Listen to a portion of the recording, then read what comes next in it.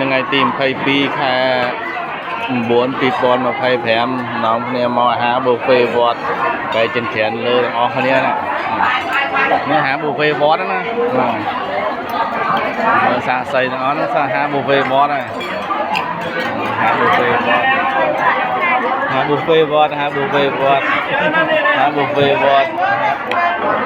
หาบุฟเฟ่บอสหาบุฟเฟ่บอสมาจ้าห้างมาจ้าห้างบุฟเฟ่บอสช่วยดังนั้นเนาะอันนี้จะขายเขาไม่เห็น ด่านดังซึ่งแล้วก็มาเกิด ไอ้คนขายเขาเนี่ยหาบุฟเฟ่บอสได้กันนะมาตกพมอ่ะหาบุฟเฟ่บอสไงตีไทยตี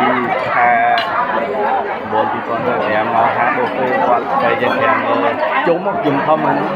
ได้จบมอดได้ไหมอ๋อเกิน